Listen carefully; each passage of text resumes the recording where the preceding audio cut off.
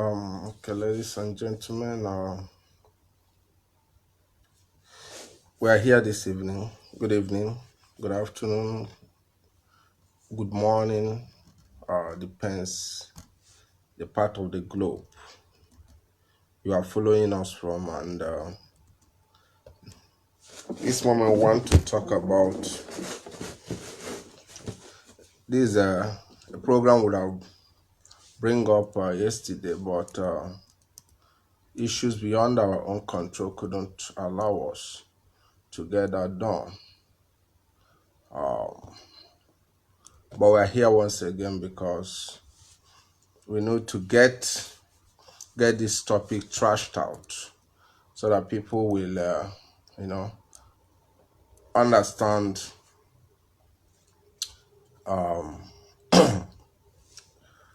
what we are talking about. People will appreciate, the fact that things are seriously happening, and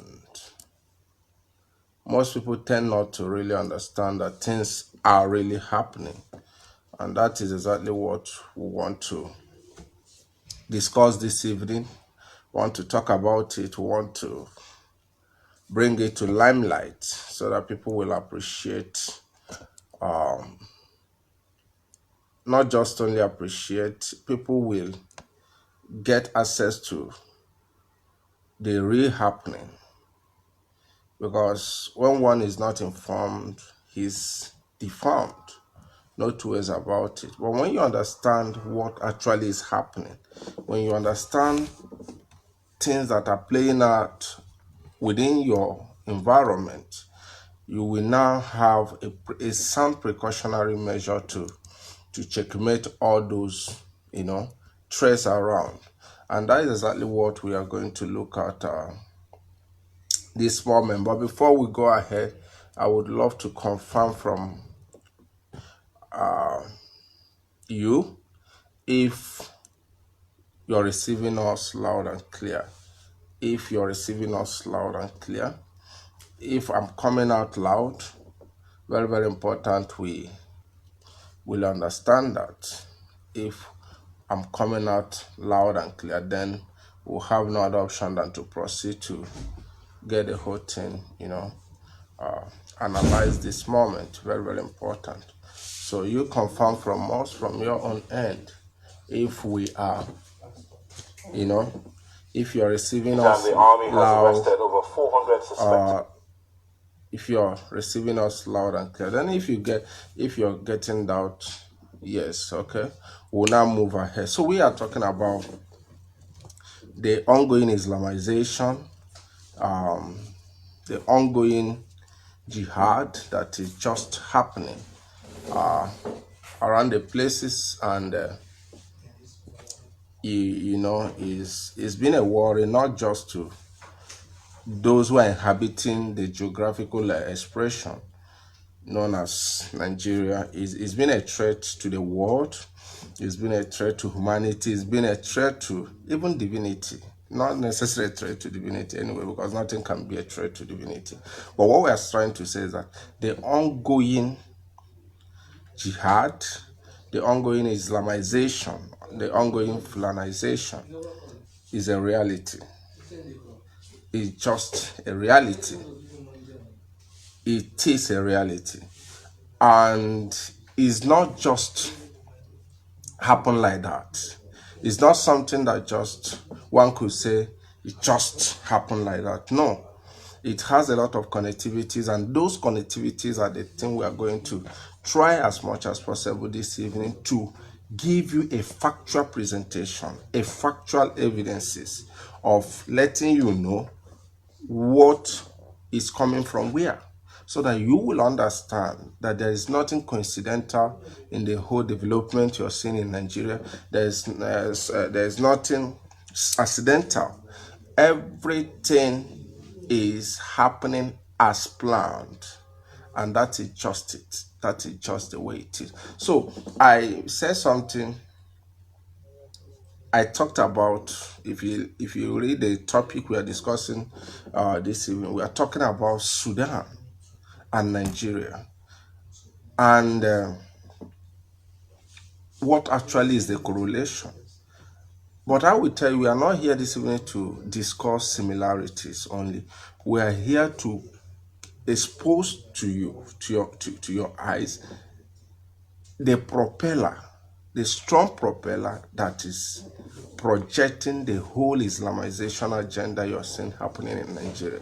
We are going to bring to your knowledge, to your understanding, various developments, how the whole thing have been developing to where we are.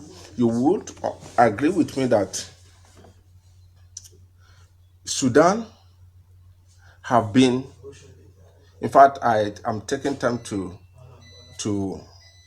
get that, to get a clear evidence on that anyway. But from the research I've been making for a couple of days now, I realized that when Nigeria got her independence in 1960, please carefully follow so that you will understand the whole thing on ground. When Nigeria got her independence in 1960,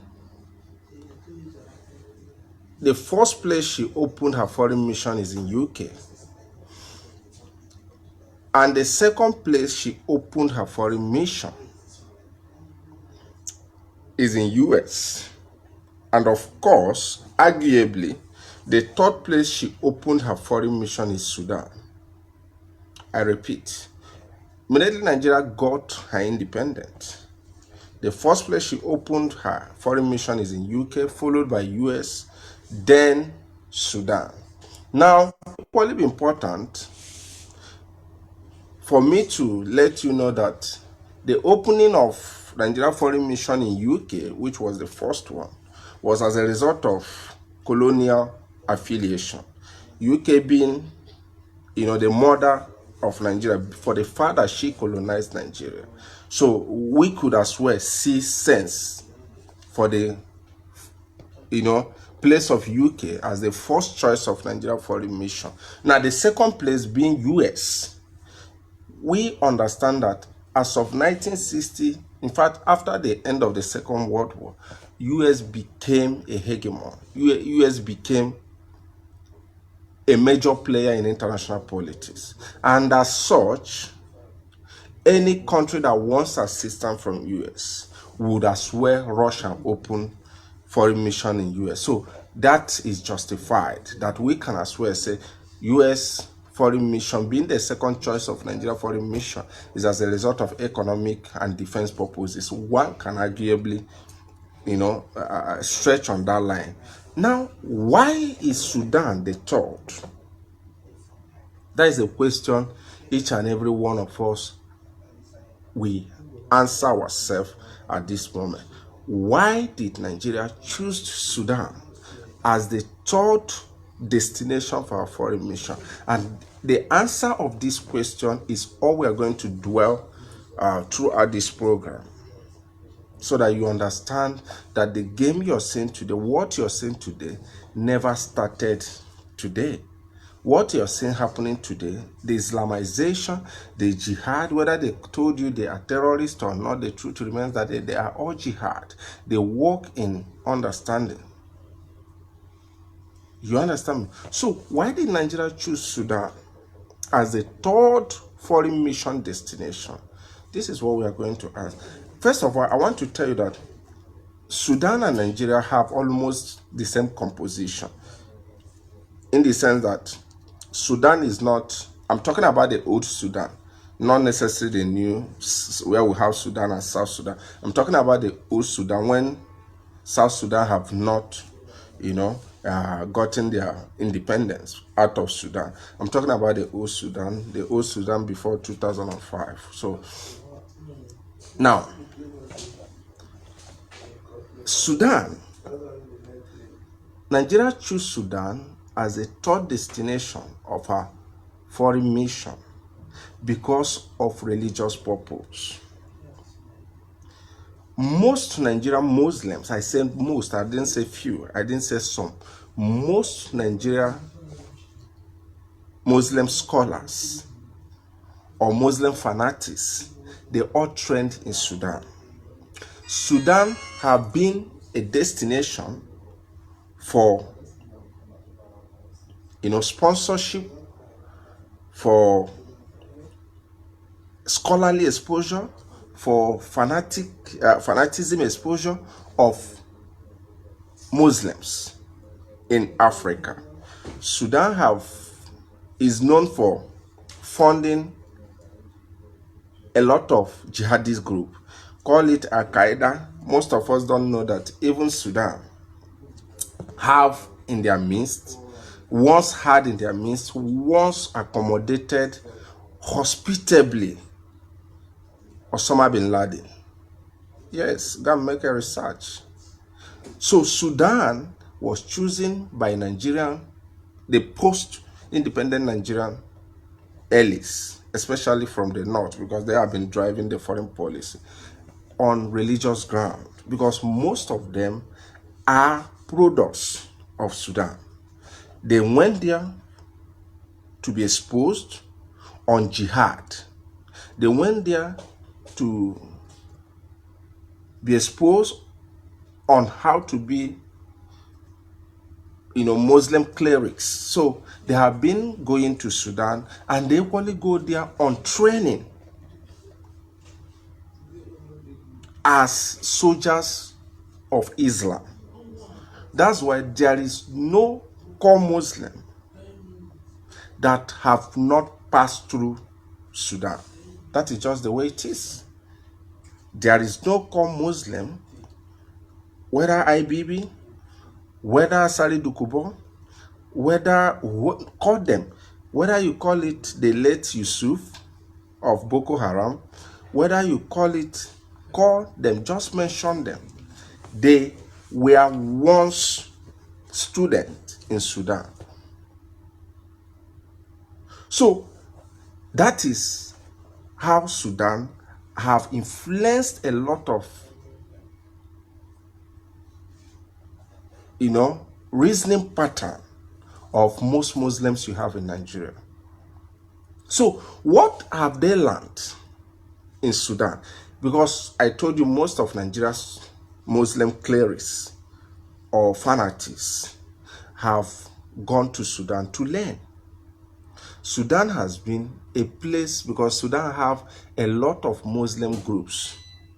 If you go to Sudan, in fact, one of the common things in Sudan is that there is a flood of different Islamic sects, Wahhabism, Malakis, and name them. So there are a series of groups in Sudan, and Sudan is a typical or replicant of political Islam.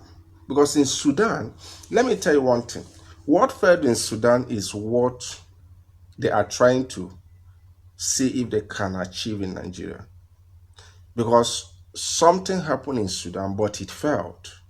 A vision was conceived in Sudan. A project was test run in Sudan, but it failed. And the failure is what they are trying to see if they can get that achieved in Nigeria. I'm going to show you something this very moment so that you understand. It's just like, let me just dive out a bit from point of discussion, but it's going to help us. So during the Cold War, I'm talking about when there was ideological war between the East and the West, talking about during the Cold War. American CIA made a frantic effort to make sure that most people of the world learn the concept of capitalism. They sponsored a lot of academic works. They trained a lot of scholars, university lecturers. That was a secret operation of CIA.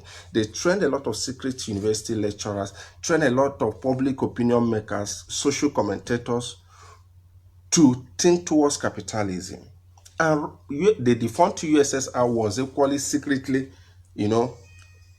training up a lot of intellectuals to equally mode opinion of the world on the side of socialism. So it was a kind of trying to make you think the way they think. So most of these guys, most Nigerian Muslims who went to Sudan and they acquired Sudan radical approach to Islam, radical approach of Islam, or Sudan version of Islam.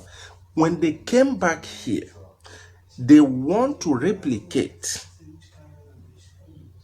and they want to indigenize that Sudan version of Islam into the system. And what actually is Sudan version of Islam? That is what we are going to be showing you of. You know, Sudan, like I said, the whole Sudan is made up of the south and the north. And up north there, you see, you see a high concentration of Muslims at the up north in Sudan. Then down down south, you see Christians. And that was exactly how the old Sudan was. It was just like what you have today in Nigeria. Where you have, this is just the old Sudan. This is the old Sudan here. Now, this is the old Sudan. You can see from here, from this line to up here are high Muslim concentration. That is nothing. I'm talking about the old Sudan. This is from here you see the old northern part. Then, though this is the current map anyway, but when you come from here, these are Christians. That's why you see southern Sudan are majorly Christian part of Sudan. And the people within this angle are called Muslims, while south are Christian. So what Sudanese government did, what Sudanese government did was to initiate a project that is geared towards Islamizing the entire Sudan. What you see happening today in Nigeria is exactly the project, Sudan attempted to execute. They wanted to make sure that from north to south, that everyone is a Muslim. And what they did was to start raising a lot of sects. Carefully follow. They start raising a lot of jihadist group. Start initiating policies of this. What you see today as a visa policy is not new. In Sudan, there was a policy. I will get the name of the policy. At the time, the government of Sudan gave a policy that encourages Muslims from every part of the world to enter Sudan, because they had intention of making use of those migrants, Muslim immigrants. They have the intention of using them to conquer the southern Sudan. So when you see somebody telling you today that there's a free visa on arrival policy or free visa policy, I don't know. Only heaven knows. They are actually replicating what failed in Sudan. Do you understand me?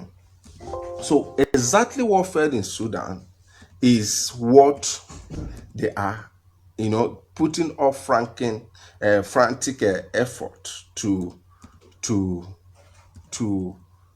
see if they can achieve in Nigeria, because it failed in Sudan.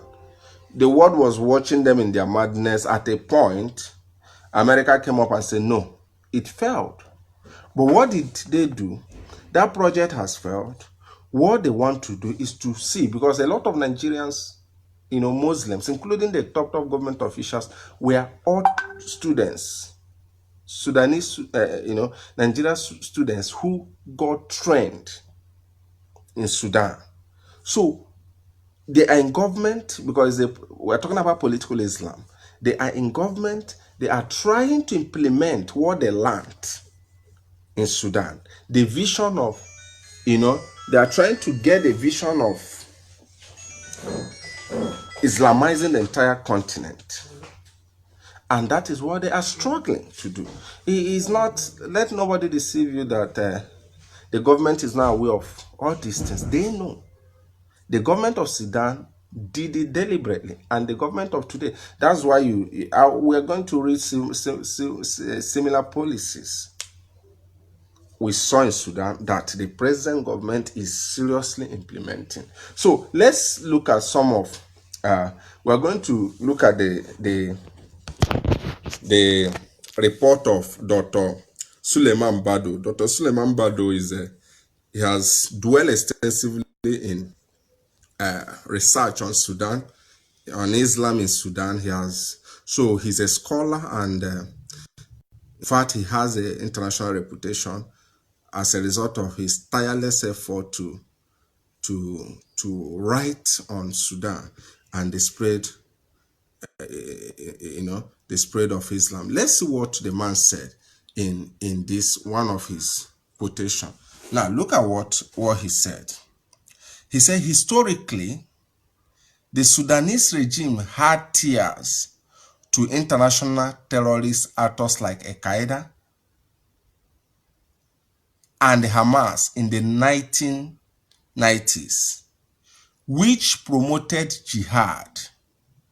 Currently, it tolerates radical Islamist groups and clerics, allowing them to spread violent ideologies, including those of the Islamic State group and other international terrorist groups. Some of the extremists, take note of those red lines.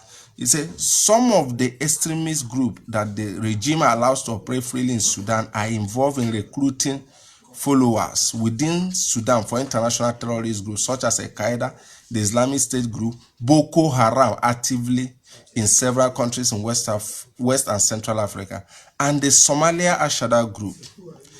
In considering these factors and the future of bilateral ties with Sudan, Sudan regional and international interlocutors and USA leaders should factor for the Sudanese regime's extremist orientation and long history of mass killings, and what have you. So from what Dr. Suleiman said here, you understand that a lot of terrorist organizations that are operating in Sahel, that are operating in North Africa, that are operating in East Africa, that are operating in Sub-Sahara region, they are all trained in Sudan. I'm not the one saying this, is the submission of Dr. Suleiman Bado. They are all trained in Sudan. And that's why the likes of Asali Dukubo sometimes told you, if you can remember, that he equally trained along with Yusuf, the founder of the late Yusuf, who is the founder of Boko Haram, that he concurrently trained with him in Libya and Sudan. So you can understand the understanding that most of these guys who are in government today are agents, if not members, of a lot of international organizations that is not known to you, because most of them make a background check. Most people in Nigeria government have exposure towards Sudanese version of Islam, which is a radical Islam. So because they are in government, all they think is how to use the state power, the government power, to project Islam. So when you oppose it, you are mowed down with state power. So you understand how it happens. So these are some of the things that actually happen. But because people in this part of the world are busy chasing shadow, things are not happening. contrary to their expectations. So what am I trying to say? From what we just read, you will now agree with me that most international terrorist groups are operational in Sudan. They got assistance in Sudan. They had their funding from Sudan. They have their orientations from Sudan.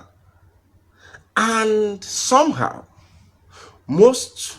majority of Nigerian Muslims, especially of northern extractions, most of them, majority of them, in the army, in DSS, in the presidency, in the legislature, in the judiciary, have gone to Sudan to learn about radical Islam.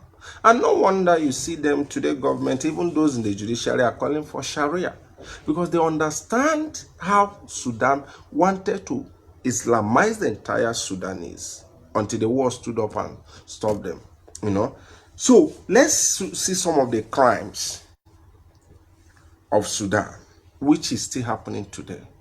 Some of the crimes of Sudan, according to Dr. Mohammed Bado, he said, I think you can read along with me.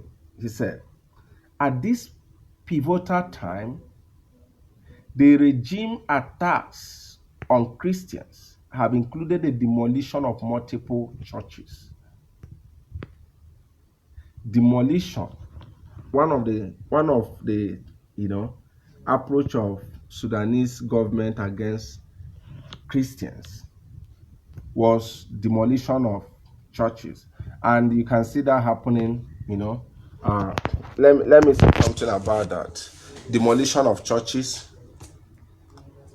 in Kaduna is happening, in Borno, in Zamfara, in Katsina, in Sokoto is happening. Now, the difference between how Sudan went about it and how the Nigerian Muslims are going about it is this. Why Sudanese government did it openly? In Nigeria, they are using poses. Boko Haram is being used to do that for them. Fulani herdsmen is being used to do that for them. You see, most places, whenever they attack a Christian-dominated community, they destroy the church, forcefully ejected the people from their land, and occupy. You understand the strategy? And while they are doing this, the government is not putting any of them to question. Nobody is being arrested. Nobody is being repelled. No security agent repels them. So the difference between that of Sudan is that the Sudanese government was directly involved, but that of Nigeria government is indirectly involved. That's why the government can never go after rampaging Fulani terrorists. The government cannot, come to the rescue of highly persecuted northern Christians, because they understand that it happened in Sudan. They were taught that that is part of the approaches of jihad, and that they are implementing. So let's read ahead of what Dr. Suleiman Bado said. Now, apart from demolition of the churches, he said, they destroy structure. The destroyed structures include at least one incident immediately following the departure of Archbishop of Canterbury, Louis Blob, who had visited Sudan in early August to discuss church demolition and announced that Sudan would become the world's newest Anglican communion. The Sudanese regime recent attacks have also involved the arrest and interrogation of numerous clergy members and parishioners resisting the Sudanese government attempts to seize control of church buildings and land. So you could see in Sudan, they attack churches, they arrest clergymen, and same equally happens in Nigeria. We have seen cases where they have arrested men of God, trying to bully them, trying to intimidate them, harass them, put them, especially the vocal ones. Some of them too, they use money, flash excessive money on their face and buy them over. They become redundant and dumb than you expected. So this is exactly what happened in Sudan that most of these guys are trying to replicate.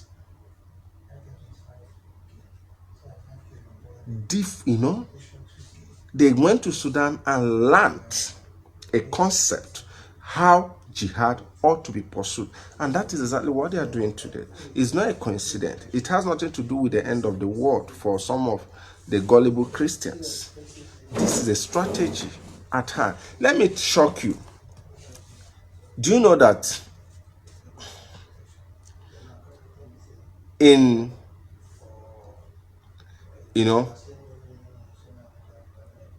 sometime early 1990s or late 1980s, Sudanese government adopted what we call open door policy. Do you know what that open door policy? The open door policy is exactly immigration policy you're seeing today in Nigeria. And what was that open door policy? They mandated all the Muslims from all over the world to come to Sudan without visa. Just land and leave. It was at that time that Osama bin Laden went to Sudan to live. And what was the reason for that open door policy of Sudan? Because they wanted a numerical strength. They want more influence of Muslims in Sudan to enable them to conquer the Christian South. Is it happening today? Of course, it's happening. How is it happening? It is called visa on arrival policy and borderless policy in the north. They are now allowing them to walk in hundreds and millions.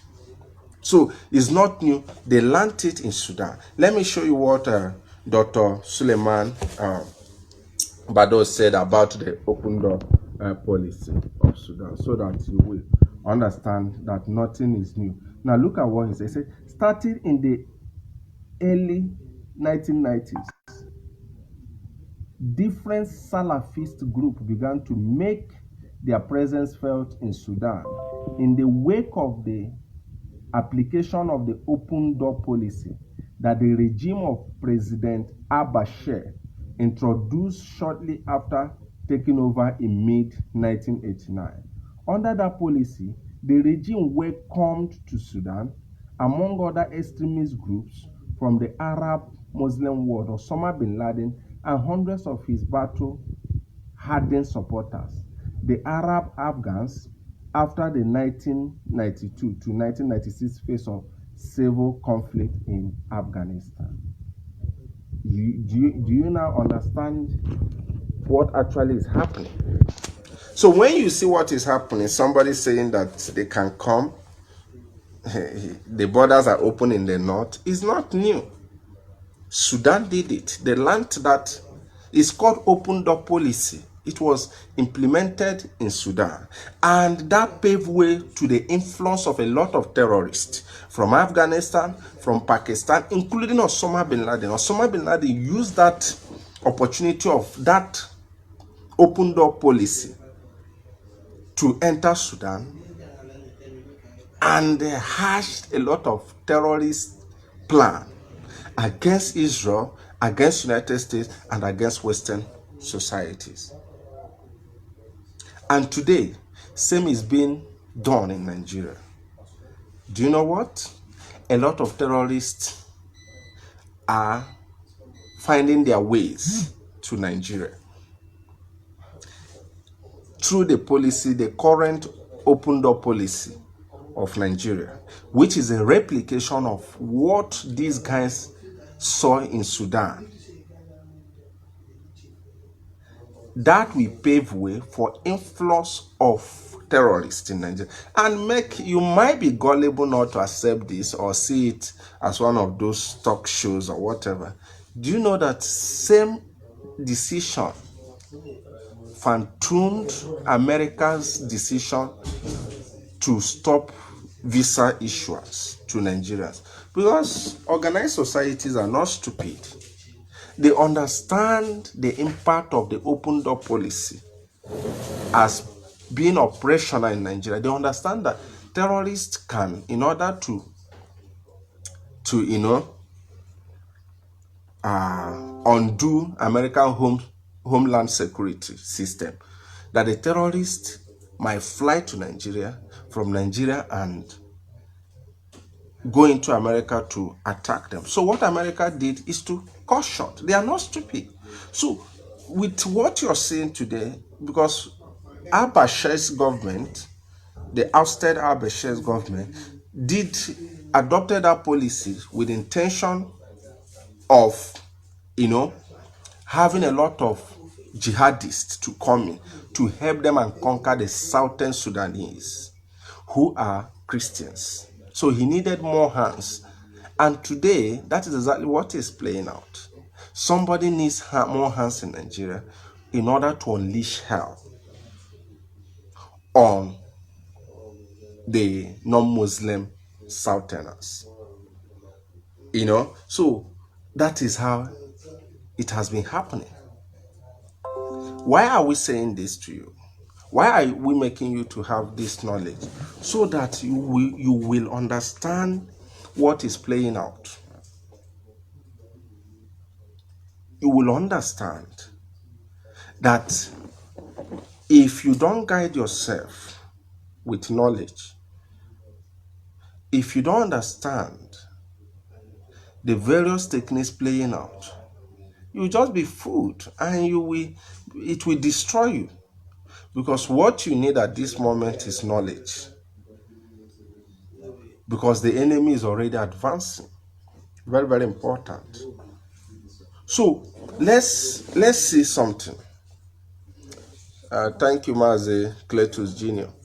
So let's see something. I'm quoting. Remember, these expressions are works of Dr. Suleiman Bado. Now let's see something he said. He said, in September 1983, then Sudanese President Jafar al-Nimeri, who had power from 1969 to 1985, issued a decree that came to be known as the September Laws, that made Islamic Sharia law and jurisprudence the sole legal system in Sudan. A movement known as the Sudan People's Liberation Movement, SPLM, had in previous months launched a rebellion in southern Sudan and gained strength in its opposition, to the September laws. Let me explain something here, very, very important, before we read further. These guys believe when they try a concept and no one challenges them, they activate second one, and they keep doing it until they perfect their system. So what am I trying to say? In September 1983, the then Sudanese president, that is Jafar al-Nimeri,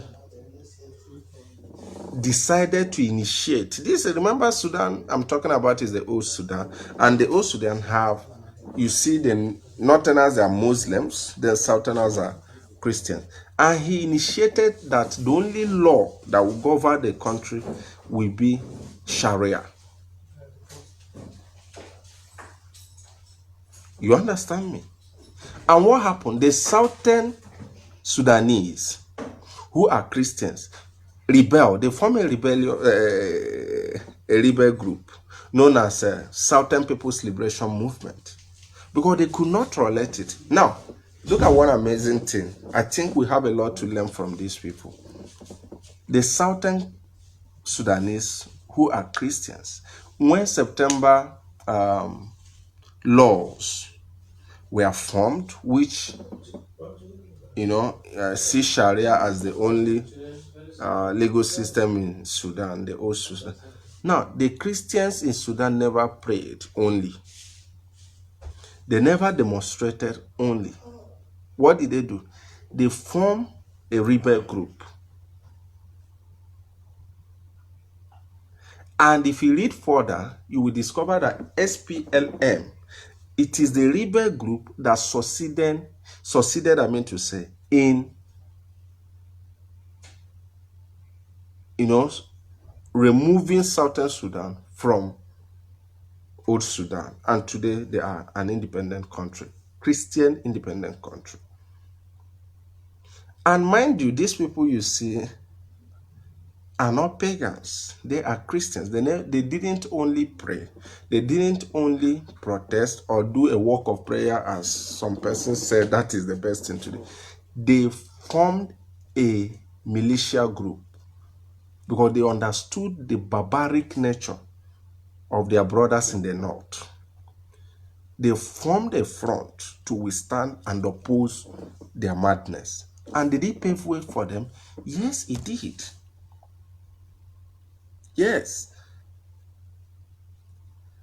it did.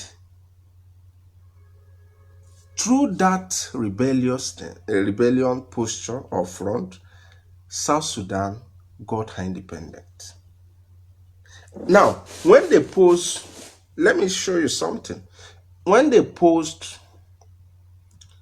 Christians in South Sudan rebelled against that Sharia law as initiated in the September laws, do you know what happened? Let's read together. Very, very important. Now, look at what happened. Immediately after taking power in Khartoum in 1989, the Sudanese regime responded to the threat of secular state spearheaded by the SPLM by declaring the war in southern Sudan a jihad. Do you understand me? Or holy war, propelling to the forefront the religious factor in Sudan's civil war, which had not previously been used as a central means of division and force adjustment. You cannot see. Immediately the Christians in South opposed that September laws, which is to remove secular laws and put Sharia law. The president Abuja, I told you earlier before they have asked all the Muslims to come in, and Osama bin Laden, of course, was on ground then. So immediately the Christians said, no, why are you changing the constitution? Our society is a secular society. Why are you telling everyone that what we have, just the way Mohammed Tanko is now agitating strongly for the reasonable place of Sharia in Nigeria constitution, and a lot of Christians are just sleeping. Now, when the constitution was about to be changed from secular constitution to Sharia law, when the Christians in southern Sudan opposed that, fought against that, do you know what happened? The president now declared jihad on the southern Sudanese. They declared jihad and asked all the Muslims from all over the world. Some Nigerian Muslims traveled to Sudan for the fight. Yes, so many of them went there to join the jihad war. And it was at that moment that, of course, America could not just sit idle and watch. And America now pronounced a strong interest. So what am I trying to say? They tried in Sudan to get everyone Islamized, They tried in Sudan to see how to get everyone to be under Sharia law. It never worked. They never succeeded. And today they are test running that seriously in Nigeria to see if that can happen. But do you know what? Let me shock you. They understood the mistake they made in Sudan. I will explain to you. And that mistake they made in Sudan was to declare jihad against the Christians, because immediately they declared the jihad, America said, okay, we are not interested. Israel said, we are not interested. America and Israel were strongly arming the southern Sudanese, who are Christians, against the northern. And beyond how the Muslim North expected it, the war became so costlier than they expected. They couldn't win the war. And today, southern Sudan is a sovereign state of its own. So they understood that the mistake they made in Sudan was to declare jihad, was to pronounce with their mouth jihad. So in Nigeria factor, they are doing everything possible not to allow the world, or you and I, to see the religious face of this war that is ongoing. They don't want you to see it as a religious war. The government is bullying newspaper, media houses, trying to, share them away from giving a religious narrative over what, you understand me? The government is lobbying heavily in Western countries, trying immensely for you and I not to start thinking that, man, this is a religious war. They don't want the world to see it from that perspective, so that they do their work neatly, get everybody conquered secretly underground. And before anyone could realize, we are all before their knees. They don't want that, because they understand that immediately they declared jihad in Sudan, that they lost the war, they lost the battle, because America entered, Israel entered, and they lost the battle. So what they are doing in Nigeria today is to make sure you don't see it as a religious war, to make sure you don't see it as a jihad, to make sure the world doesn't even see it from that perspective. That's why all they are doing is to make sure they give it a headers farmers narrative. And if you remember, the president was speaking a few days ago. He said that nobody should say Christians are being killed, that after all, Muslims are the ones being killed more than the Christian. So they are doing everything possible to remove the eyes of the world from giving it a religious correlation, to, from presenting it as a jihad, because they understand that immediately they open their mouth to announce that, they will fall less than 1 week, just the way the arrogant Sudanese government failed in South Sudan.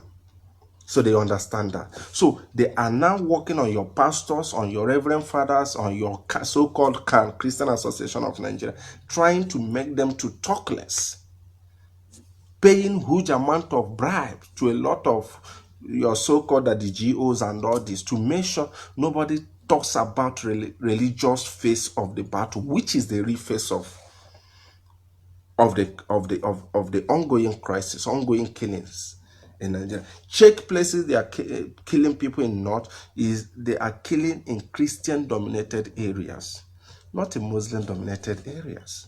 But the government does not want that, because they don't want international intervention. So do you now understand how it is? So what are we trying to say? What we are trying to say this evening is that what is happening now, the ongoing jihad, is not coincidental. It's just real. It is real, just the way you who is listening to this program, as real as you are, so the project is. Take that to the bank. But let me now show you something that is gonna likely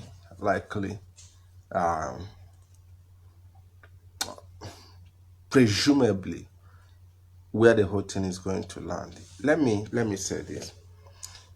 In their arrogancy, the world is watching. Make no mistake about this. In their stupidity, the international community is watching. And the worst thing that ever happened to them, I will explain to you all these things so that you understand. The worst thing that have ever happened to them internally is the place of Mazi Nnamdi Kanu and Ipob. And the worst thing that have ever happened to them internationally is the present United States president and the present Prime Minister of the State of Israel. These three forces, talking about Nnamdi Kanu, which is the most domestic obstacles they are facing. The external obstacle is US president and Israel. Now, before I go to detail, before I break down how these guys are posing a strong threat to, uh, you know, Islamic expansion in sub-Sahara region. You know, Sudan, like I said, have been funding these guys, have been throwing money, and the world understand. Let me tell you this. The world understand, and the world felt that if they are stopped, if their madness is stopped in South Sudan, that they were going to rethink. That was what the world felt. That was what the Western world felt. That if we push our military and push them out of Darfur region, push them out of South Sudan land, that maybe they will rethink, understand they have limitation to their expansionist mindset. But do you know what? After they are lost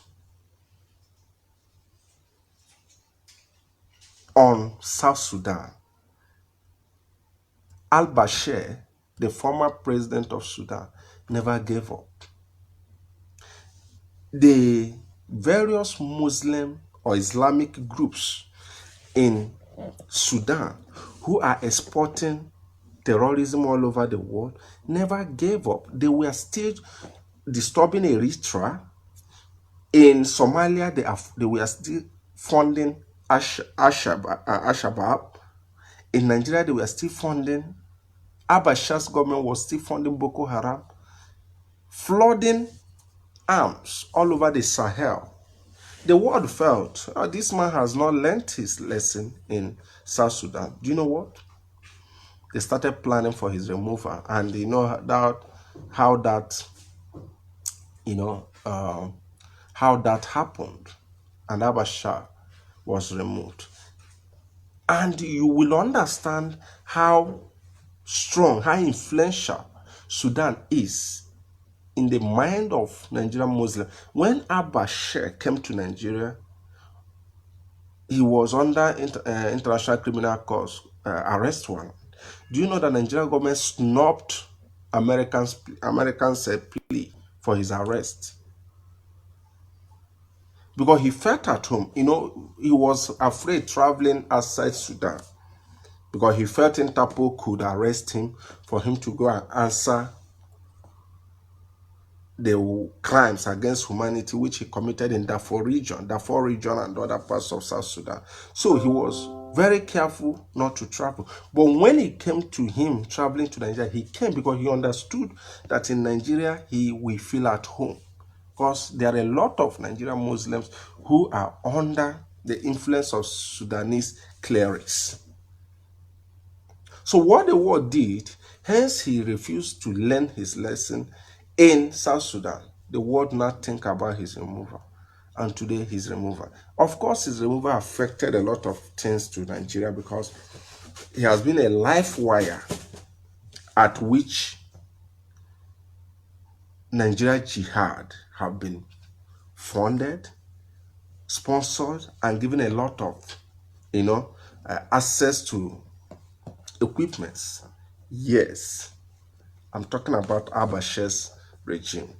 So today, he's no more. His regime is no more. And the world is now concerned with the current development in Nigeria. You can see America is every day initiating a lot of policies on religious freedom and persecution. And I think what I want to say should go directly to those in government, because I think what they think is really quite different from reality. The current regime is afraid of anything about international intervention. EU have demanded for intervention to come and help. They said to EU, no, we don't need you to come in. America have equally given a body sign showing interest to come and help. They said no, because they know what they are doing. Same applies to Israel. And if you follow what is the language of the president while addressing ECOWAS meeting, he said he's happy that ECOWAS have brought their resources together to fight insurgents. So he wants not a foreign fighters. He does not want the West to come and help out. Rather, he wants a group he can take charge and control where they will be interested to fight on. But let me say something. Jihad or religious persecution is different from terrorism. Two different things. When a country is ravaged with terrorism, it becomes a sole responsibility of the ravaging country to demand for external help. I will explain. Sorry, the light is coming on and off, but we must continue. So what am I trying to say? It's very, very important you understand what I want to explain. It's very, very important.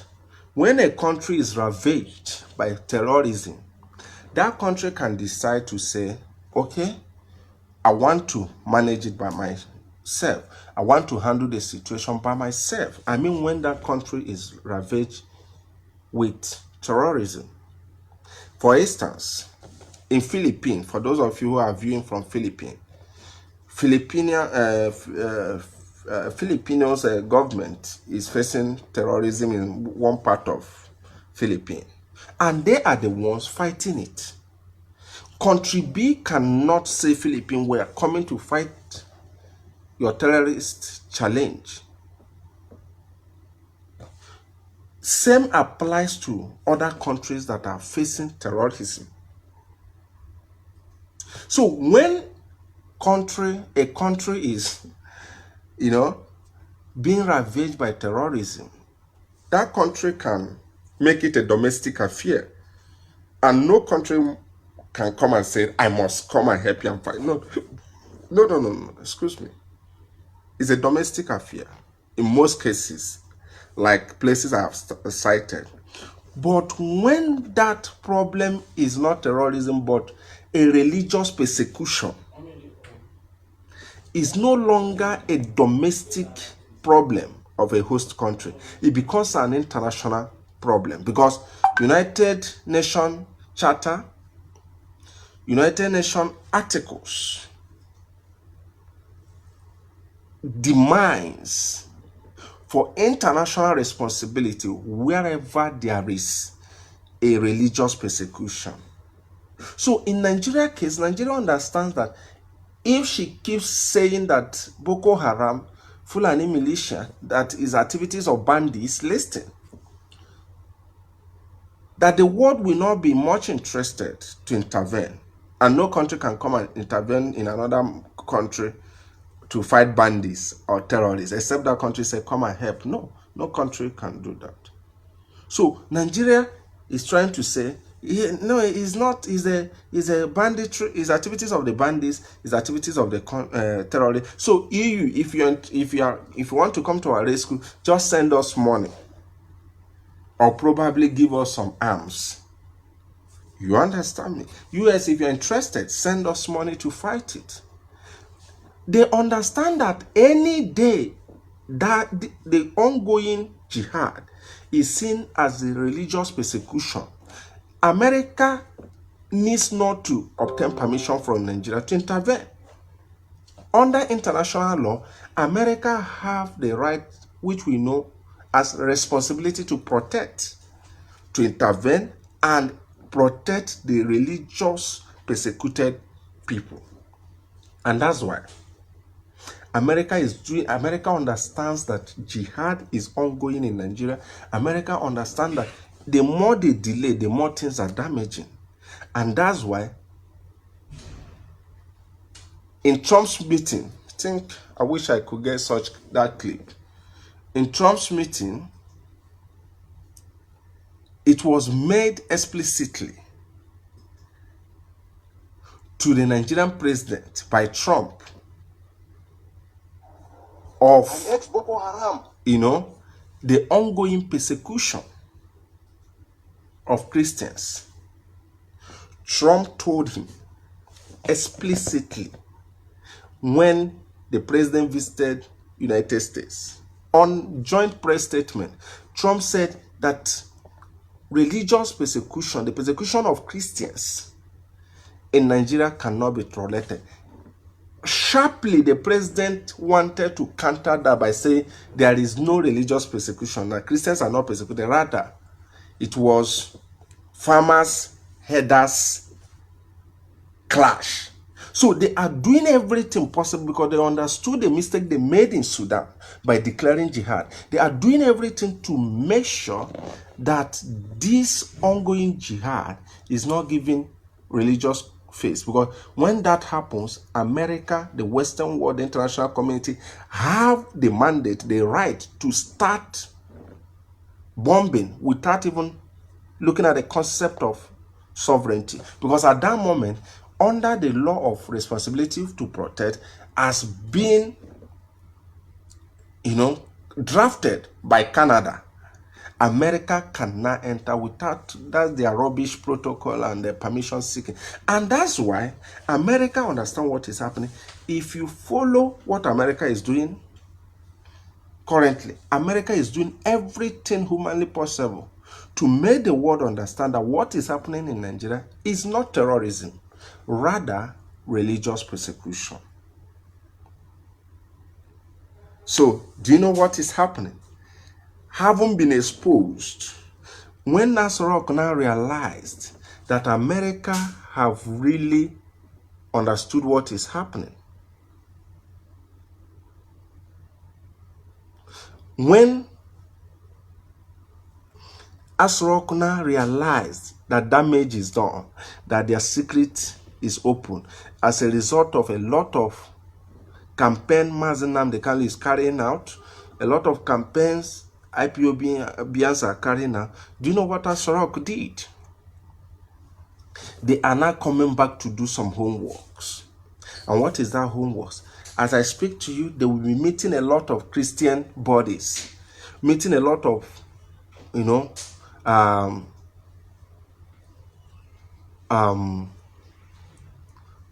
so-called popular men of God.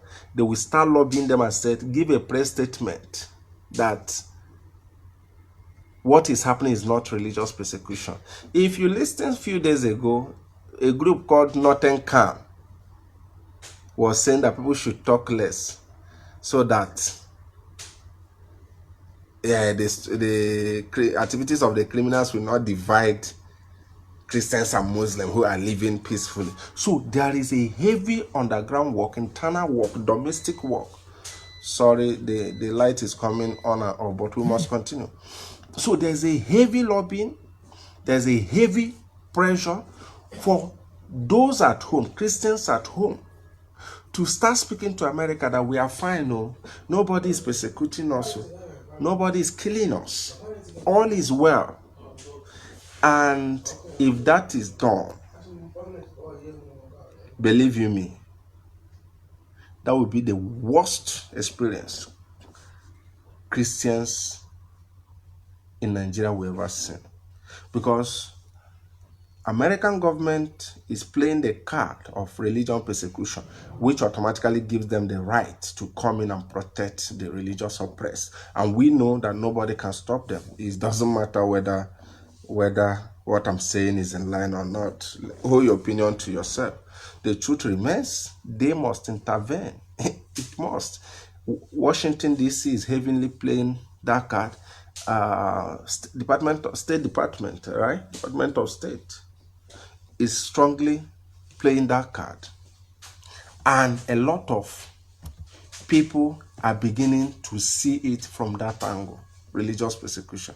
And that is where all of us And the army has arrested hold Mazi Nnamdi Kanu a great thanks. Whether you subscribe to the concept of Biafra or not. But at least his ability to mainstream this issue to the extent that the jihadists are on defensive is worth appreciating. Very, very important. So what are we saying this evening in nutshell? What we are saying this evening in nutshell is that what you're seeing in Nigeria is a replication of a failed project in Sudan. Yes, it was a first project. It failed. And believe you me, it's going to fail in Nigeria. It doesn't matter how you see it. All that is important is that there's a serious underground work that will stand as a clog to this project. Yes, if the opposition is going to come from Khan, I would have said they will succeed, because most of your so-called clergy men and women are money mongers. I owe nobody any apology. But for the fact that IPOB is on the front of opposing this evil plan, believe me, it's going to fall. And finally, before we come to the end, I think we have spent 1 hour 7 minutes. Finally, before we come to the end of this evening program, you should understand that there is a change of game within the Middle East region. Middle East region I'm talking about some of us say Arab world, but they are not really. It's not, Middle East is not really dominant. It's not really an Arab region, because you have the Persians, the Iranians are Persians, the Gulf states there. We have a high concentration of Arabs. We have the Kurdish people, we have the Turks, and we have the Jews, But I'm talking about this region. That is the last thing I will say before we come to the end of this evening program. There is a change, and that change is really going to be on the disadvantage of the Nigerian jihadists. What is this change? Earlier, before now, the Arab world, or I won't say Arab world, the Muslim world, yes, Muslim countries have been in a strong opposition against the state of Israel. Israel found herself in the midst of people who wouldn't want her to survive. Nigeria was part of the project. So are many Muslim countries scattered all over the world. But today, there's a strong change. And that change is going to be on the damaging part to the Nigerian government. What is that change? As I speak to you, before now, Sudan used to be a very strong anti-Israel society. In fact, some of the attacks launched against the launched against America, launched against the West, launched against Israel were hashed in Sudan. But today, as I speak to you, there is ongoing normalization of relationship between the Sudanese government and the state of Israel. In fact, some days ago, the representative of the Sudanese government and the Israeli Prime Minister Benjamin Netanyahu met in Uganda, and for first time they discussed extensively. And this is what Nigeria government does not want to hear. Nigeria government does not want to see Israel normalizing with all these Muslim countries. And as I speak to you, the Saudi crown prince, who is going to succeed the father, the Saudi crown prince, is likely to meet with Israeli Prime Minister in Cairo, in Egypt. If that doesn't happen this week, before this week ends, it's going to happen next week. You understand me? Same in Oman. Israeli Prime Minister have been in Oman, and there was a tete-a-tete discussion. Same is happening in UAE, talking about Dubai. Israeli top officials have been flying in. In fact, recently, Saudi allowed Israel to use her airspace. This is something that Israel was denied of for over 4 or 5 decades, But today, Israeli aircrafts can use Saudi airspace, and same in Sudan. So, what are we trying to say? There is a change. There is review. Most Arab countries are beginning to wake up to the fact that they need Israel in their dream for a better future. Most of them are beginning to pull out from religious dogmatism and the conservatism, which have been a clog to the will of their progress. But it's only Nigeria that we are still having crude, unrefined, barbaric, outdated, backward, and above all, beast-like Muslims who believe to keep on unleashing hell to non-Muslims in the name of God. You can't appreciate what is happening. So, with the new development in Israeli foreign policy, in the Arab world or Arab countries' foreign policy, if my commission or mission, Nigeria miscalculatively go into war, the assistance they got in 1967 to 1970 will be hardly sought for. And believe you me, take that to the bank, they will never get it. So if Abuja is wise, which I think, I don't know if they will ever come across this program. If Abuja is wise, they should decommission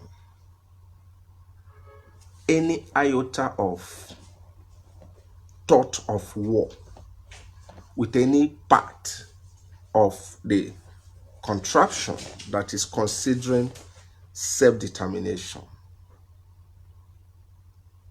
for their own good. They should delink, they should decommission, and above all, they should jettison any idea of belligerency, bellicosity, and warfarism, because it's not going to help them, because the world is changed. that brings us to this evening program. Anyway, I I think I have to appreciate every one of us that joined us, be with us, and patiently stay till this moment. It's not easy. It's not easy because I understand our tight schedule because of the forthcoming burial on Friday. I understand how tightly in terms of engagements every one of us are. But despite that, we made it. So I appreciate you. And I want to say thank you, thank you, thank you. So from here, I want to say good night. Keep on preserving us. Okay, we have just received that from our brother. Thank you so much, Mazi Jeriani. Thank you. Equally, I want to equally appreciate you for the gesture and everything, all the support. We must move ahead. Very, very important. We must move ahead for this evening topic. We want to talk about political Islam.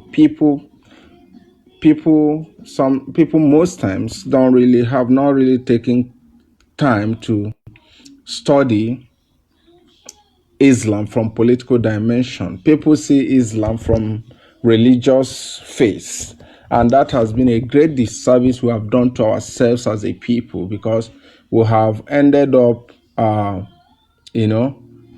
seeing Islam from one dimension, and that dimension of seeing Islam has always been from religious point of view. No, Islam is a kind of culture. Islam is a kind of, it has a socio political face. And I would want to equally say to us here that the political face of Islam is quite stronger than the religious face of Islam. The political face of Islam regulates the religious face of Islam.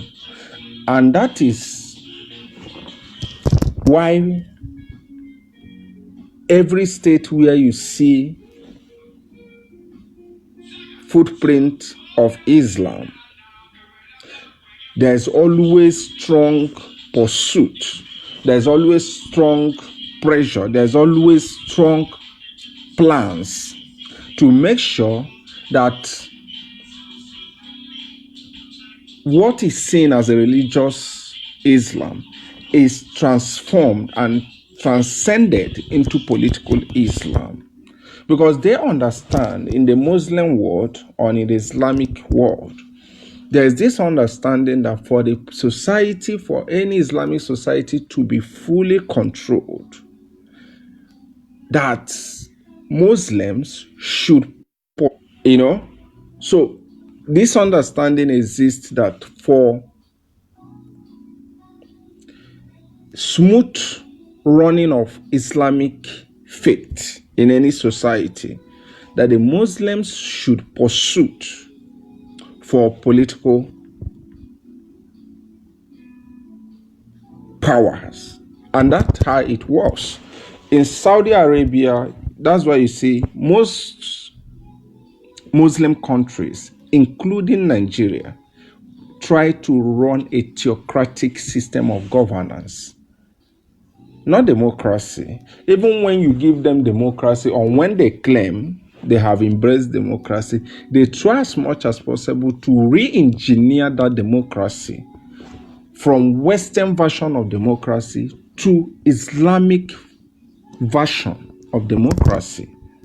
So that takes us to the understanding that in Islam, the political Islam talks about total control of a society, including the faith version or the religious version of Islam. Islam cannot effectively operate without the embrace, without the pursuit for grip of power. Because Muslims understand this, that for them to effectively operate, they need implementation of Sharia. And for them to get that done, they must take hold of the political structure of anywhere they find themselves, thereby turning that society, moving that society from a secular society to a theocratic society. And that is what the whole concept of what you're seeing in Nigeria is all about. That is the whole thing you are seeing in Nigeria. That is the whole concept. Nobody might come up boldly to say it, but that has been the concept. And when they are out for the pursuit for political power, remember, in the Muslim world, we are talking about political Islam. They don't believe that they can get the political power through appeal, through ballot systems. There is this mindset that for them to get hold on that onto that political structure, political power, they must raise jihadists. They must raise full soldiers who will intimidate, who will harass, who will bully the non-faithfuls, so-called non-faithfuls, into submission, thereby allowing them to take control. And that's why if you have followed various developments in Nigeria, you will understand, or you will agree with me, that the Northerners till tomorrow have never, I'm talking about the Muslim Northerners, have never criticized either Boko Haram or Fulani militias or Nusra set or any group, or they have never come out openly to criticize them. Why? They understand that they need the presence of these jihadists to subjugate, to intimidate, to bully the non-faithfuls or the so-called non-faithfuls into allowing them to take control or converting into Islam. And that is why the whole thing, if you carefully follow the whole thing, you discover that I think when Boko Haram, at the early stage of Boko Haram's operation, Buhari came up point blank and said to you, look, he said to Goodluck, look, any attack on Boko Haram is an attack on the entire North. At that moment, he was not seeing Boko Haram as an insurgent group. He was not seeing Boko Haram as a terrorist organization. He was seeing Boko Haram as an adjoint of Islam, as the jihadists who are going to speed up into the implementation of Abuja Declaration. Do you understand me? So, Boko Haram might mean a threat to you, but to the political Muslims or those championing political Islam, is never a threat. Rather, they are just jihadists who are going to help them towards the, actualization of their conquest. So when you have this understanding, you will now appreciate the fact that everything you see happening in Nigeria is systematically arranged. Yes, they are all systematically arranged. Whether you call it Boko Haram, I see West Africa, whatever coronation, whatever presentation you want to bring it to, they are all arranged. And make no mistake about this, all these people you see on the front banner of today's governance obviously understand that everything happening is happening towards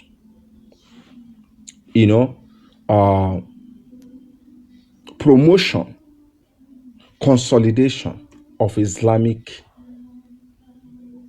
dreams, and it's perfectly working.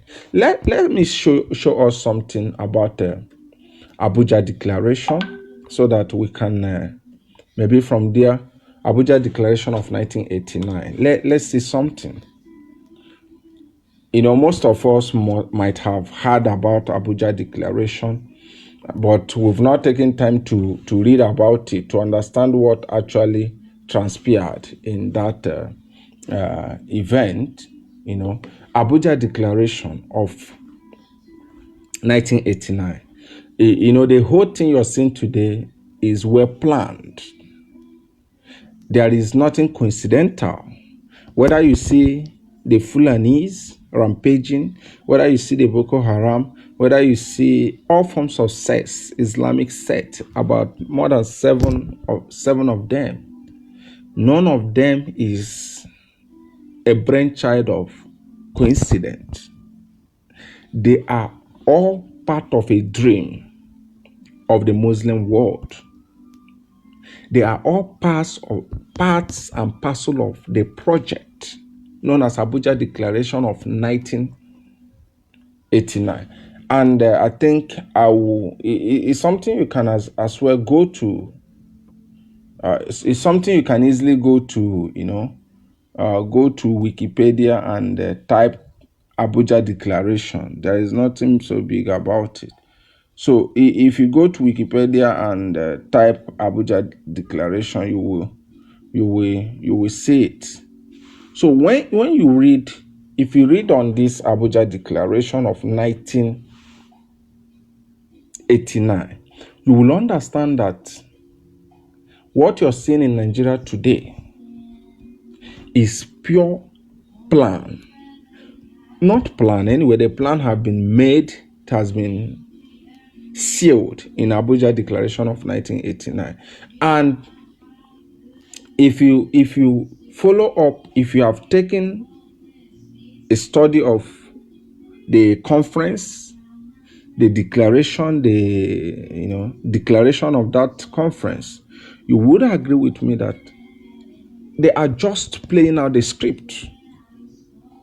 Now let's look at some of the agreements or the declaration of the conference. If you watch this, you will find out that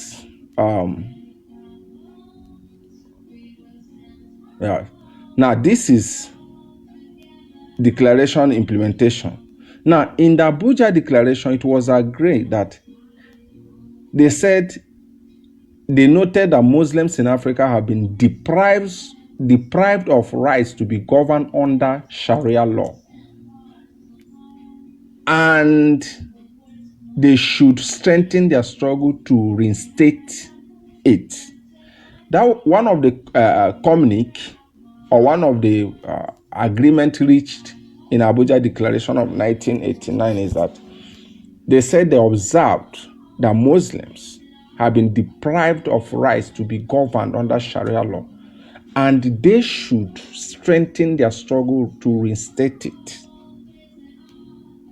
That is, let's look at that. Let's look at that pronouncement. That Muslims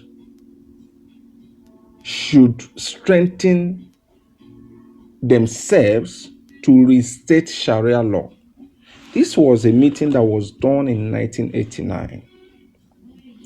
And it was agreed that they have noticed that most African countries are governing with a secular constitution. You see, when you understand all these things, you will never allow yourself to be fooled. Absolutely. You will never allow anybody to just fool you. In 1989, they acknowledged the need for the implementation of Sharia law. And then, remember, as of then, all these people who have governed you under Nigeria, they were part and parcel of this conference that took place in Abuja, organized by the Organization of Islamic Cooperation, IOC, OIC, in Abuja. So they said that they should make sure that all African countries start ruling their people wherever Muslims are, in any African countries where Muslims are, that they should make sure that the secular laws are being submerged, that the secular constitutions are being unturned, and there should be installation, there shall be importation of Sharia laws. From 1989 to now, that project is heavily implemented. We are talking about political Islam, so that for you to understand how political Islam works. And that's why today, even the Chief Justice of the Federation, who's supposed to defend the country's secular constitution, is calling for, boldly calling for importation of Sharia law in such a secular, or supposedly so to say, secular society. So you will now understand what the vision of these guys are. You will now understand how they are systematically importing a well-signed and arranged process. The deal was planned in 1989 and before us today. Because like I showed us earlier, it was stated that they discovered that, I think, let us see back the Abuja Declaration, one of the declarations made. Now, this is one of, on the red color, they said, it noted that Muslims in Africa have been deprived of rights to be governed under Sharia law, and they should strengthen their struggle to reinstate it. That the Muslims should strengthen their struggle to reinstate Sharia in the various political system of any society they find themselves. And let's come to it. What is Boko Haram demanding? Boko Haram is demanding for Sharia law, for the implementation of Sharia law. What is I see West Africa asking? They are asking for caliphate, where Sharia law will be implemented, where people will be governed under Sharia law. What is Mohammed Tanko, the CJN, Chief Justice of Nigeria? What was he asking? He was asking for Sharia law to be allowed to have a reasonable place in Nigerian law. What did Buhari said earlier before now? He said he will do everything possible for the promotion of Sharia. So you now understand that they all are running the same vision. And that vision is the vision of the installation of Sharia in the society where they find themselves. The only thing that is different here is that white Mohammed Tanko is pursuing his own from the bench. Buhari is pursuing his own from Asrok. Boko Haram is pursuing his own from Sambisa Forest. As West Africa is pursuing their own from another location. Mietiala is pursuing their own, holding cow sticks. But the centrality of the vision is that, the centrality of the message is that each and every one of them are fighting for one purpose. Boko Haram is asking the same thing for the implementation of Sharia law as being declared in the conference that held in Abuja in 1989, known as Abuja Declaration. I see West Africa is calling for a caliphate. The same thing that was agreed is what they are trying to implement. Tanko Mohammed is calling for Sharia law in Nigeria Constitution. It's still the same demand of Abuja Declaration of 1989 that he's asking for. Buhari once said that he will never hide his feeling towards the implementation of Sharia or the expansion of Sharia. It's still the same thing. The difference remains is that Tanko is pursuing from judicial angle because he has been strategically positioned. Buhari hitting from Asrok because he has been strategically positioned. Boko Haram hitting from Sambisa Forest, that is their location. I see West Africa hitting from somewhere, then Mietiala hitting. But the truth is this, despite different methodologies or approaches, the message they want to achieve is obvious. What is that? That the declaration of 1989, known as Abuja Declaration, must be achieved. Whether you're fighting from Sambisa Forest, there's no problem for them. Whether you're fighting from whichever angle, they have no issue with that. And now you can understand when somebody said to you many years ago that any war against Boko Haram is against an entire North. You can understand the understanding that exists among them. You can now appreciate the fact that you are just being deceived by somebody promising you of a better tomorrow in terms of safety. Rubbish. Because there lies understanding among themselves. They are all Muslim Ummah. They are all Muslim Ummah. They understand the target they have. They understand the vision they have. And they are doing everything, even though they can't come openly to support. But they are doing everything to make sure they get that achieved in every methods available to them. So let's equally see another declaration made. Apart from that, another declaration, if you watch this, he said the Islam in Africa, okay. The Islam in Africa organization was formally established in July 19. That is in reaction to the declaration. Also, in Abuja, it has started its objective.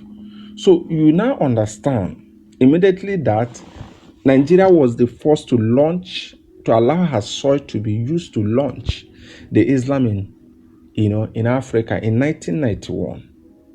So you will now understand how these guys work. This is not coincidence. It is already a projected roadmap. That is what you see today happening. It's all about the way political Islam works. That is how political Islam works. They try to take over, but do that subtly. They do that subtly. And today, what most of us don't understand is that you can never have the situation at hand stopped. Why you can never have the situation at hand stopped is because the whole development has snowballed into the level that those who started it at the earlier stage, who felt they have recruited boys, who like I always say it, Buhari it was really on printed media. He was nominated as the representatives of Boko Haram when Good Luck wanted to wanted to negotiate with Boko Haram. They nominated Buhari. So, but the problem now is that the whole problem have moved from a control set to another set that is not under their command. That is why it looks as if everything is getting beyond their own calculation, because the boys they started with, another people have equally recruited their own group, and it looks as if yes, they can control, they can tame the ones they raised, but the ones different Muslims and even other interest countries have raised and are supporting, they are not in control of it. And that is why you see sometimes it looks as if there is an unstable policy application in the whole thing. So you should understand that is how the whole thing works. It's all about a project. It's all about a title. It's all about a dream plan for Africa. And unfortunately, till tomorrow, people are still believing. Unfortunately, people are still believing that there will be hope in terms of security.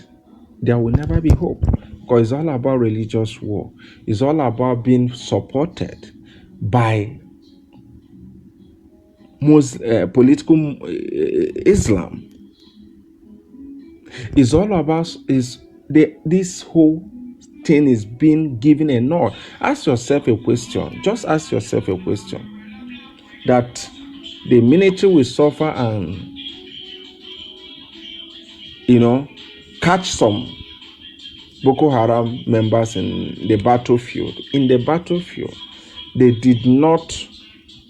They never repented on the battlefield. Mind you, understand this. When people say they are repented Boko Haram, they never repented. They never surrendered in battlefield. They fought and fought and fought until they were defeated or overpowered by some military officers, and they were caught and taken to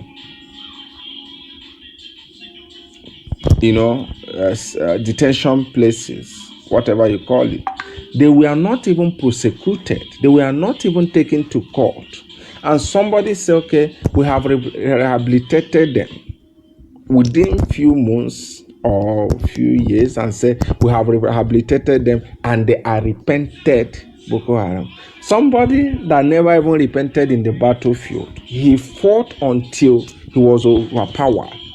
And you're not saying, no, he has repented. And you conscript such a fellow in the army or under security agencies. For what intention? No wonder you see them when these guys, so-called repentant Boko Harams in uniform, when you see them under official coverage, they are deployed to the southern part of Nigeria because their mindset is still not decommissioned. Mind you, they were not fighting against the state. Boko Haram is not picking war against Nigerian state. They are fighting against non-believers. Understand the whole thing.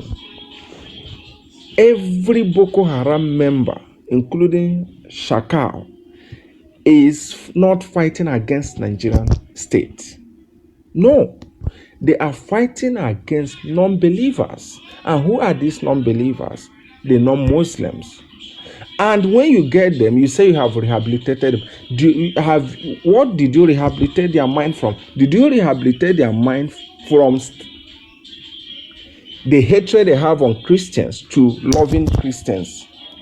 You should understand.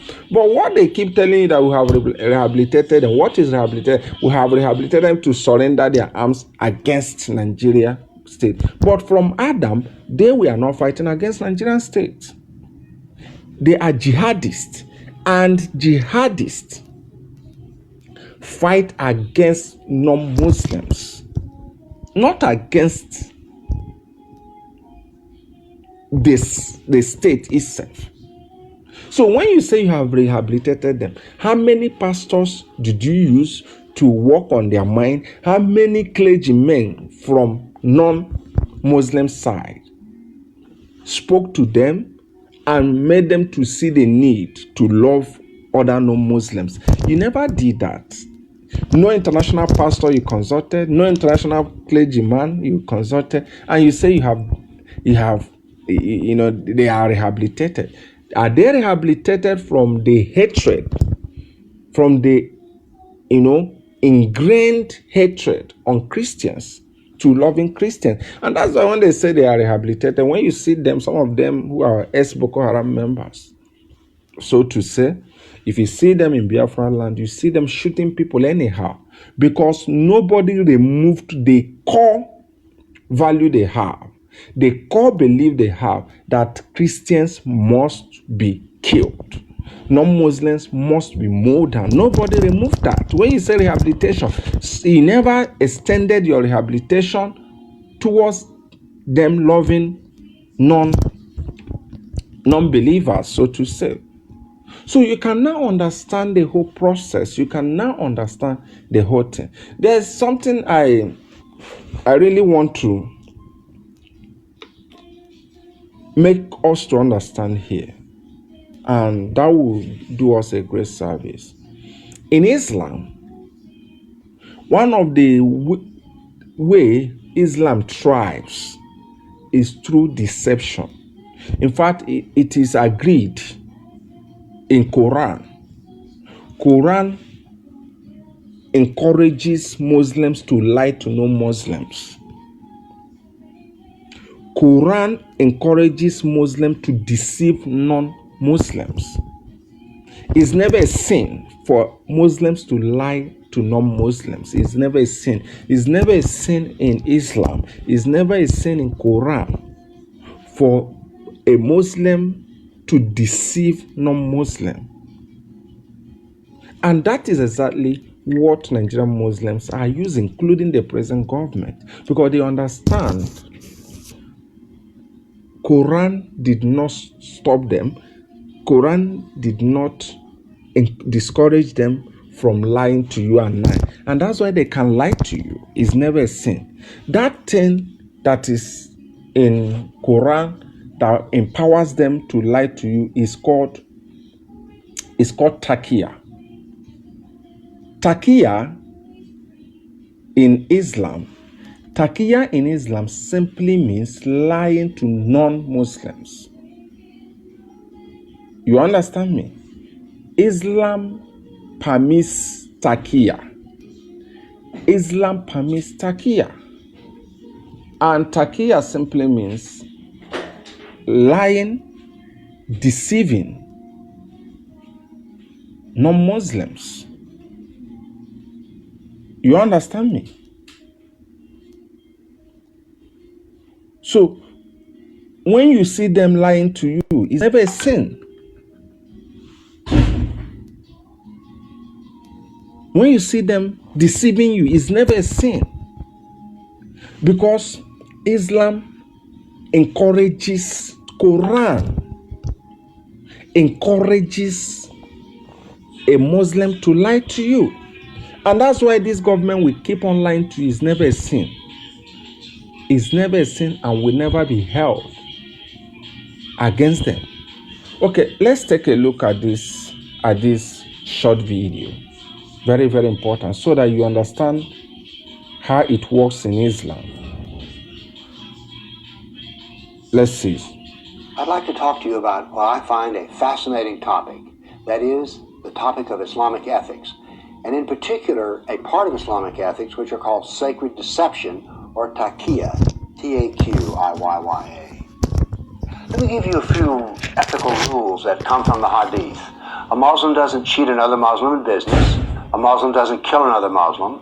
A Muslim doesn't touch another Muslim's wife. And a Muslim doesn't lie to another Muslim. Do you notice something here? That's right. You and I are left out because, you see, Islam is not a symmetric ethical system. The golden rule is symmetric. Do unto others as you would have them do unto you. That is, there's a balance here. The other and yourself are seen as equal. But in Islam, if you're a kafir, you're never equal to the Muslim. Islam does not have a golden rule. The kafir is always inferior. Now then, let's talk about lying and deception. First, let's start with the fact that Allah has 99 names, and one of those 99 names is He is the best of deceivers. Before we go ahead to keep on watching the clip, if you watch what the man said Allah in Islam have 99 names, and one of those names is let's hear him again. Let's hear him again. Very, very important. I find a fascinating topic. That is the topic of Islamic ethics, and in particular, a part of Islam, taqiyya, T-A-Q-I-Y-Y-A. Let me give you a few ethical rules that come from the Hadith. A Muslim doesn't cheat another Muslim in business. A Muslim doesn't kill another Muslim. A Muslim doesn't touch another Muslim's wife. And a Muslim doesn't lie to another Muslim. Do you notice something here? So That's right. You cannot see a Muslim does not lie against another Muslim, but can do that to any other non-Muslim. You can. Let's move ahead. You and I are left out because you see, Islam is not a symmetric ethical system. The golden rule is symmetric. Do unto others as you would have them do unto you. That is, there's a balance here. The other and yourself are seen as equal. But in Islam, if you're a kafir, you're never equal to the Muslim. Islam does not have a golden rule. The kafir is always inferior. Now then, let's talk about lying and deception. First, let's start with the fact that Allah has 99 names, and one of those 99 names is He is the best of deceivers. Okay. But Allah is also the best of plotters and schemers. So given that, is it too surprising that we find in the Quran, chapter 16, verse 106, those who disbelieve in Allah after having believed. So you can see in this version of Quran where taqiyya is imported. So it said, those who disbelieve in Allah after having believed, who open their hearts to disbelieve, we feel the wrath of Allah and we have a terrible punishment. But there is no punishment for anyone who is compelled to deny Allah in words. But those heart is faithful to deny Allah to Himself. Who open up their hearts to disbelief will feel the wrath of Allah and have a terrible punishment. In other words, apostates can be killed or otherwise punished. But it goes further. But there is no punishment for anyone who is compelled to deny Allah in words, but whose heart is faithful. So in other words, a Muslim can lie about Islam if it serves Islam. And one of the ways it could serve Islam is that the Muslim is not discriminated against. Okay. Here we have another in chapter 3, verse 28. Believers should not take kafirs, unbelievers, as friends in preference to other believers. Now, very important. We look into this. This is exactly where the titles at which the two at which they use in virtually most of the non-Muslims in Nigeria. It's a believer should not take kafirs as friends. Kafirs here are unbelievers in preference to other believers. Whoever does this shall have no relationship left with Allah unless you guide yourself against them, taking precaution. Now, you remember? Whoever does this shall have no relationship left with Allah. In other words, if you're a real friend, you're no longer a friend of Allah. Unless you but guard yourself against them, taking precautions. What this is interpreted to mean is that a Muslim can act friendly, but he's not actually the friend. Good. That's what is wrong. Good. In other words, a Muslim may never give preference to a kafir over a Muslim. There are, by the way, no less than 12 verses which say that a Muslim is not the friend of a kafir. Now let's turn to the hadith. Muhammad, who will kill Ka'b bin Ashraf, who has offended Allah and His Prophet? A Muslim, I will, Muhammad. Would you have me do so? Yes. In order to kill him, I will need to deceive him. May I do that? Muhammad, yes. So, the Muslim deceived Ka'b bin Ashraf and he did kill him. What is this? This is the Sunnah of Muhammad.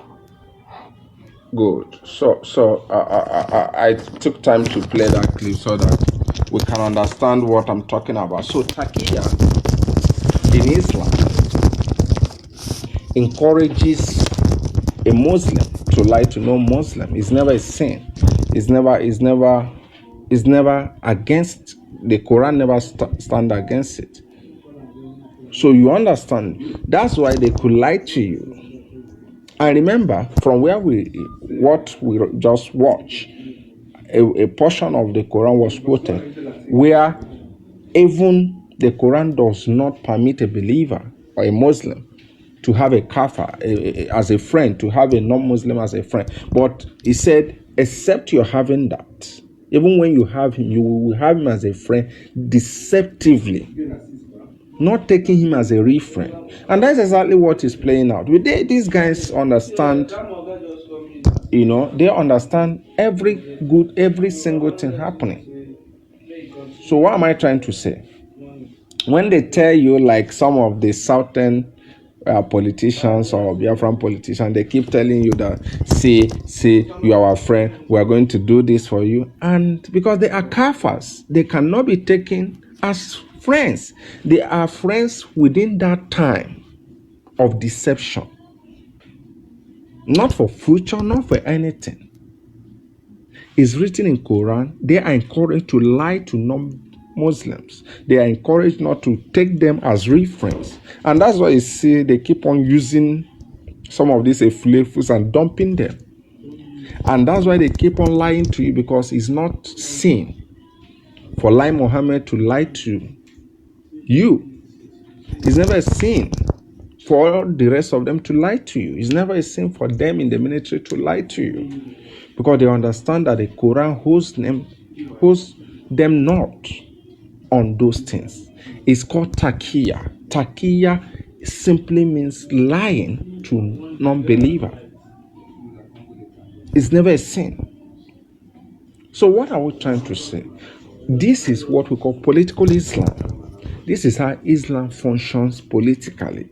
And that's why they keep on playing cards of deception, cards of double standard with the rest of us who are non-Muslim, because we don't understand political Islam. We don't understand the concept of Taqiyya.